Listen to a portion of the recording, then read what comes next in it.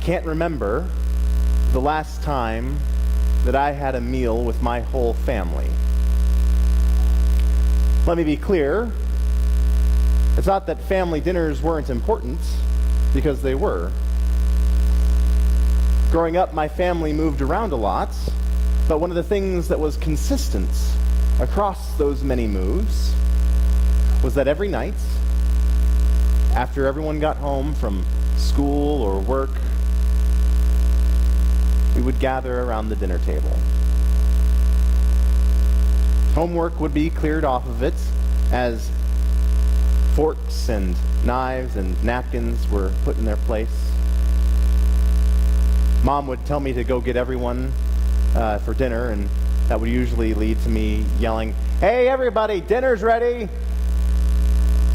which point she would usually say something along the lines of, "Well, I could have done that. Go and get them." Once everyone was there, we'd say a short prayer, pass the potatoes or the peas or the pork chops, and then talk about our days. Although a lot of the times the conversation devolved into, "Well, how was your day at school?" "Okay." "Well, did you learn anything?" "Not really." It was always great when a friend came over for dinner, because then we'd sit for hours sharing fun family stories long into the night. At the end of the meal, everyone would get up, throw away their napkins, and put their dishes in the sink or the dishwasher, and get back to homework or TV or getting ready for bed or whatever it was that they needed to do for the rest of the night. My family still gathers around the dinner table as often as we can. We've even added a few people to that table. But it isn't quite the same as those meals I remember growing up. My siblings and I live in different places. We have different schedules. So most of the time when we gather, someone's missing. Somewhere along the way, I got up from the dinner table that I grew up around for the very last time.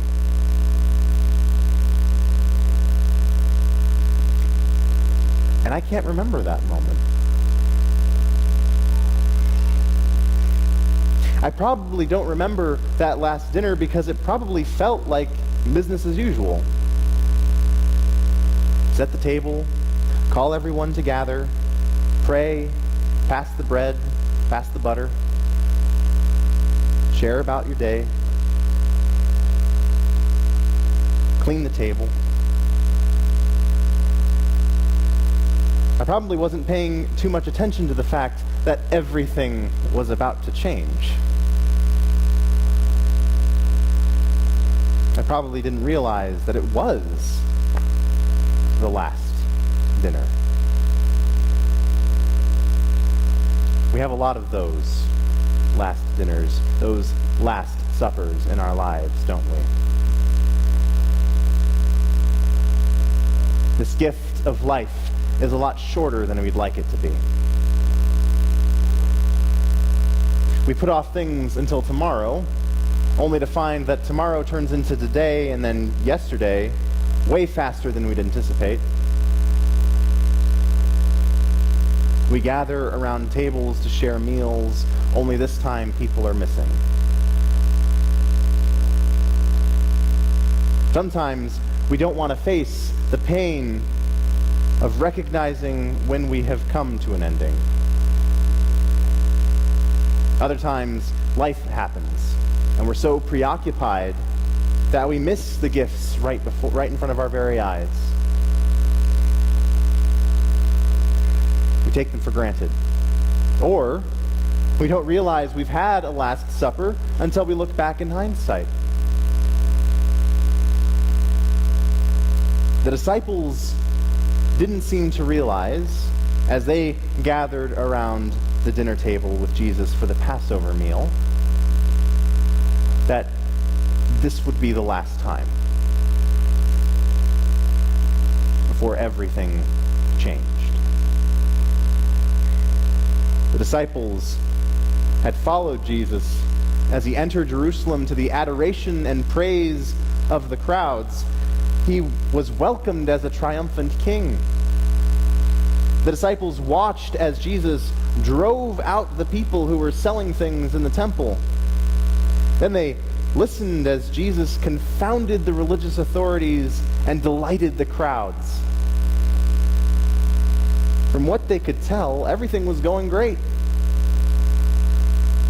But then Jesus started talking about how he was going to face a time of trial and suffering,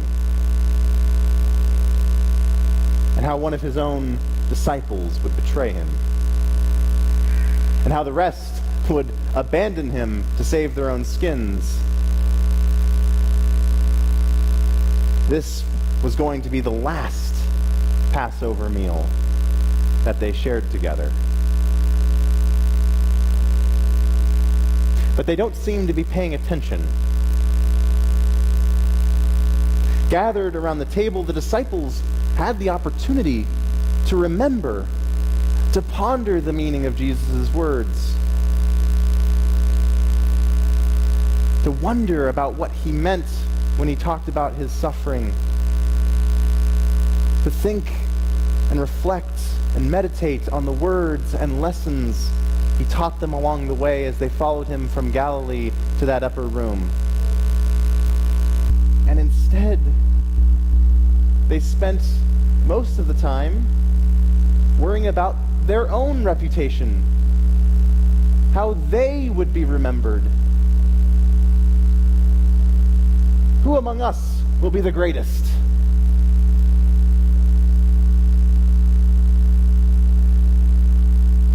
Maybe hearing all of Jesus' talk about betrayal and failure, endings and unforeseen and unbelievable new beginnings was just too much for the disciples.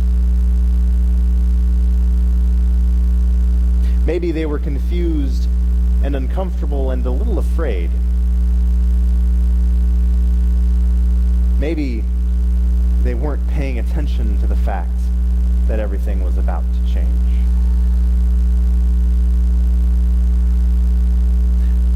But maybe that's because the Last Supper is about more than just remembering the last time Jesus gathered with his disciples around the table. Even though they weren't intentionally trying to capture the memory,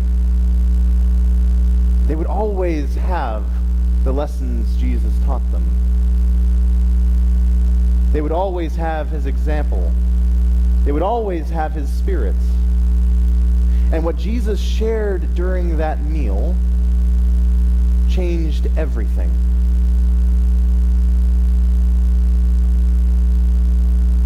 It helps us,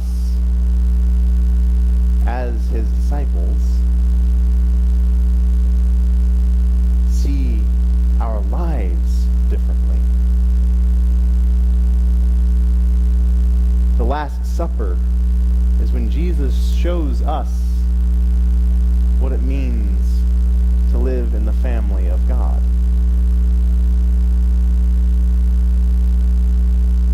Jesus knew that after this meal would come the arrest, the trial, the crucifixion, the betrayal and abandonment, the loneliness. But in that moment, gathered around the table with his loved ones,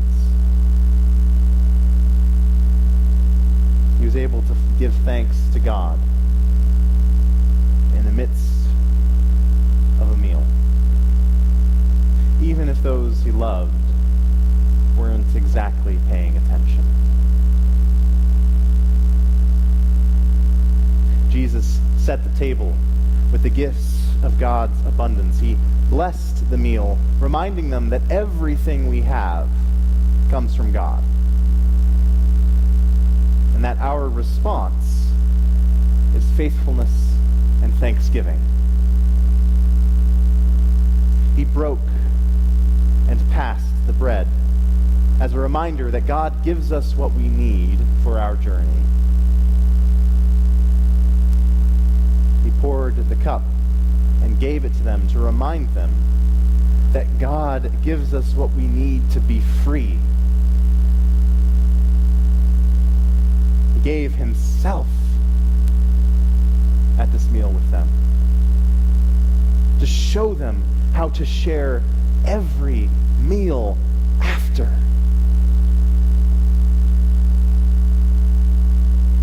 Blessed, broken, given. That's what Jesus says his body is. Blessed, broken, and given. And that is what the disciples were to become as they shared life and meals together.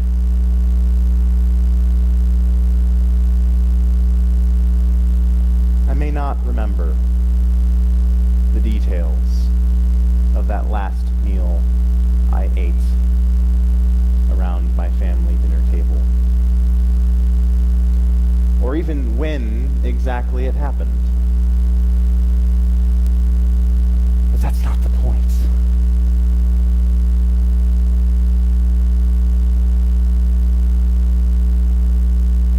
That was never the point.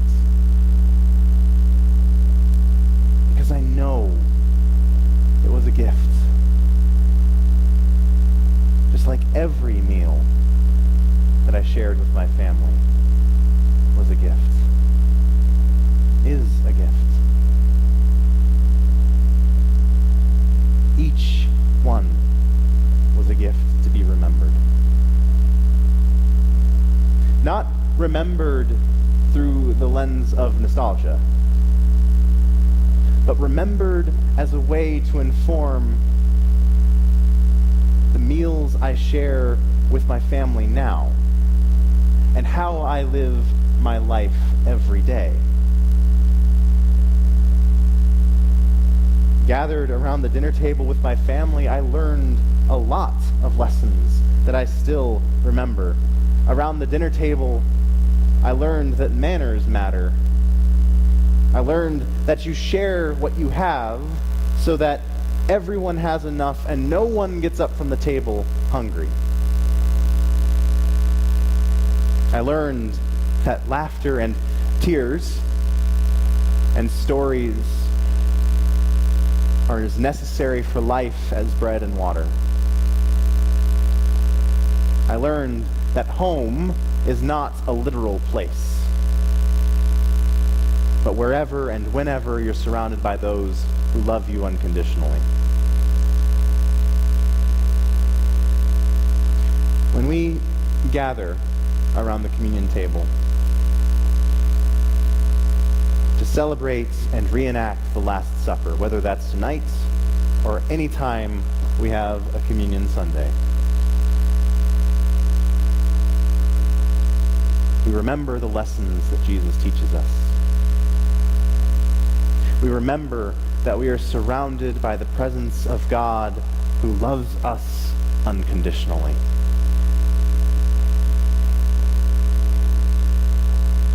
We bless bread and wine. We break it and pour it out.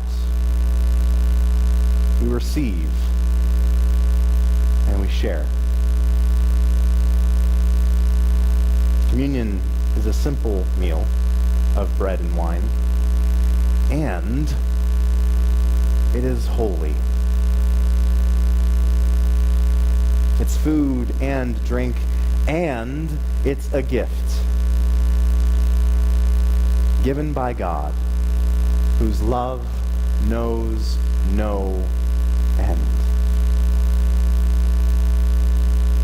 God gives us food, favor, drink, and grace, life, and love, and we respond by remembering.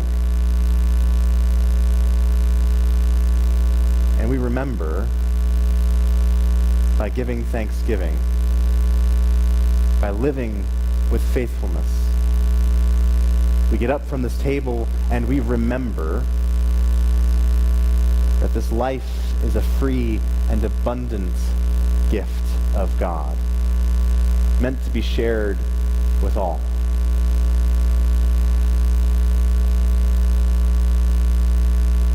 When we remember, it's not just something that we passively do.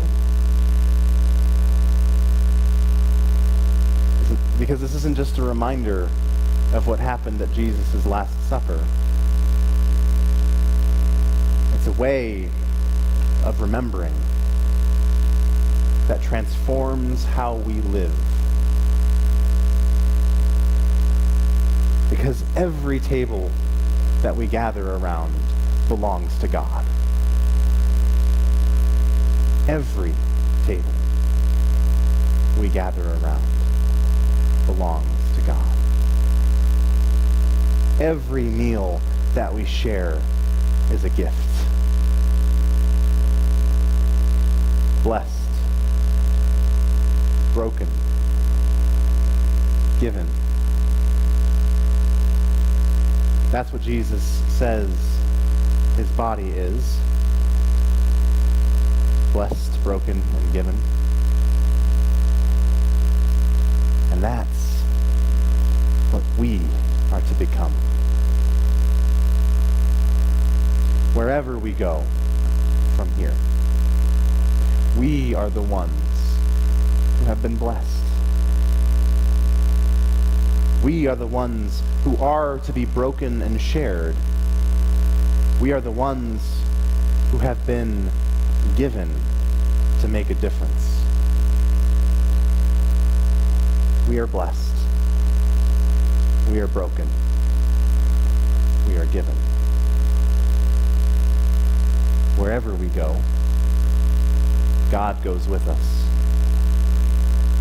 And the grace of God can be found in the most ordinary things,